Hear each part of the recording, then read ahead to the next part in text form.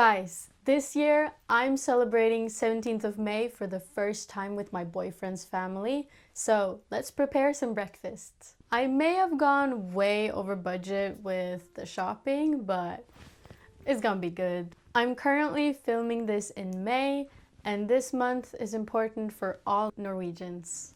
There are a few historical events to mark in this month, one of them being the National Constitution Day, 17th of May.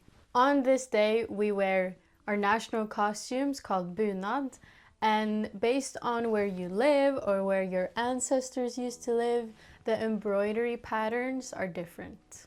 A lot of people have bunads that aren't from any specific place in Norway, and these are called festdrakt or party costume, and these have patterns that can have anything you want on it.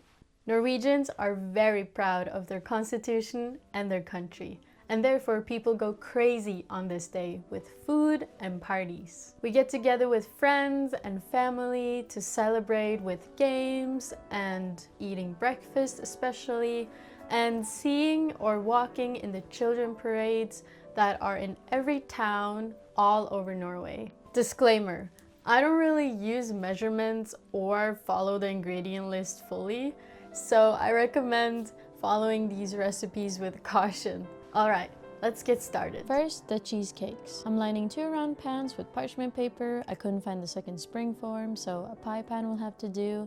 And I'm doing 2 different types of crusts, one using these digestive biscuits and other one with chocolate cookies. I crush up both types using a food processor, and I had to taste test a little bit. And then I'm adding 50 grams of melted butter into each mixture. Then you want to mix this until it gets a sand-like texture, and then spread the crust mixture out evenly.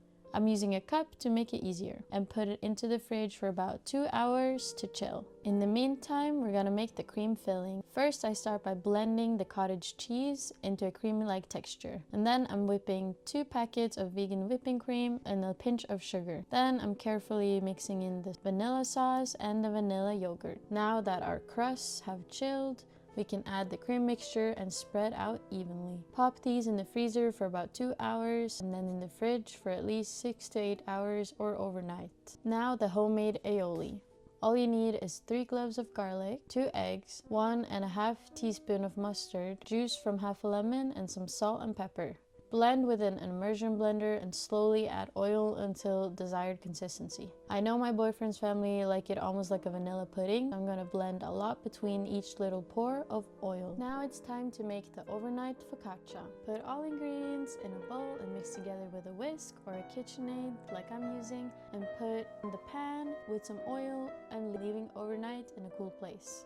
Next morning, I folded it a couple of times before spreading it out. Then I drizzled over more oil and poked it with my fingers. Then I popped it in the oven for 20 to 30 minutes on 200 Celsius. I will put full recipes down in the description box below. Now it's time to assemble everything together. I bought 3 different types of olives and I put them in these little bowls. I bought sun-dried tomatoes, these cheese-stuffed peppers, and pesto, and I'm just trying to make it look pretty and symmetrical. I also had these little Norwegian flags, and now I'm just assembling the meat that I cut and bought, trying to make it look like a charcuterie board-ish and pretty. I was a little bit struggling with this, but in the end it turned out like this.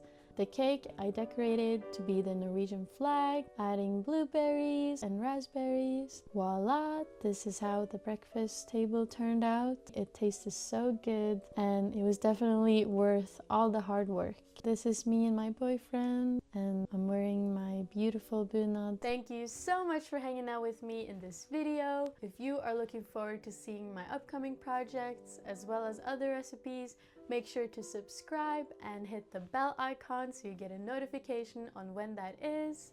Comment down below your thoughts on these recipes, and until next time, take care and I'll see you. Bye!